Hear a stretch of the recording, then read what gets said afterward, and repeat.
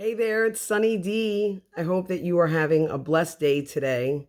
I want to apologize. I haven't made a video in 3 days, and I did post something to my page letting you know the reason why, but sadly, I had to put my cat Paws down to sleep yesterday evening, and it was really rough. Animals are so special, and they really are like family, and they bring so much joy to our lives. And he was an amazing cat and had gotten very sick and had end stage kidney failure. And we had him hospitalized for a couple days. And I have to just share with you how good God is, because the doctors didn't think that he was going to make it to Christmas. He was in the hospital, I think, the week before Christmas. And they told us that that was probably an unrealistic realistic expectation that he was going to get through the holidays. But my son and I prayed and we asked God to let us have him with us. And he made it through the holidays and into the new year, and 3 weeks longer than they expected. So I am grateful. And he had a really good last day yesterday. And he ate a little bit, which he hadn't done in a couple of days. And he sat by the window and let the sun hit his face. And it was a beautiful day. And we had the privilege of having our vet come to the house and euthanize him here in his own home instead of in a sterile room. So God was all over the situation, and I am grateful, but I have a sadness in my heart today. So I needed to make sure that I made a video today, though, and that I stayed on track, because 3 days was long enough. But I'm back with you. I do have a devotional that I want to share with you. It's actually by Max Lucado, who I happen to love. It says, God won't give you more than you can handle. Odd, I can't seem to find that verse in the Bible. I'm guessing Job would take exception to that cliche. So would Joseph. Paul did. We were under great pressure, far beyond our ability to endure, so that we despaired of life itself. That's 2 Corinthians 1:8. Why would God allow him to experience hurt more than he could handle? Read on. So that we may not rely on ourselves but on God. 2 Corinthians 1:9. The truth is that cancer is more than you can handle. So is infidelity. So is caregiving. So is rejection.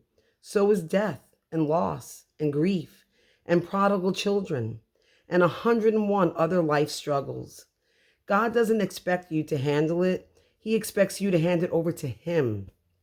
He doesn't want you relying on your own strength, but on his. If we keep walking around thinking that God won't give me more than I can handle, we're setting ourselves up for heavenly disappointment.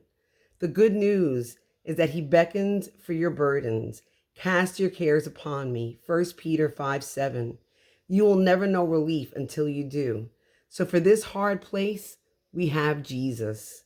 I thought that was a good one to share today, because right now, losing my cat was really hard, and it felt like more than I could handle.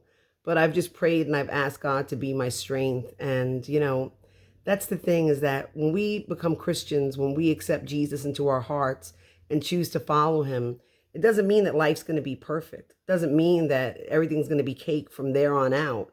We have difficult times. We face difficult things. And there are things that happen where we feel like in our own strength, we can't handle it.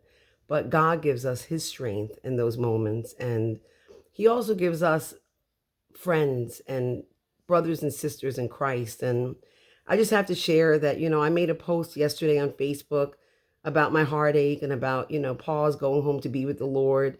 And I was just blessed by so many messages from friends and family saying that they understood, that they shared my pain, because everybody has had pets and they know the loss of an animal. And it's just so amazing that, we have people that can relate to us and empathize and sympathize. And I'm really grateful. I got some really sweet messages of people that I really do believe knew my pain. And that's encouraging to know that, there are people out there that know what you're going through and that they're praying for you.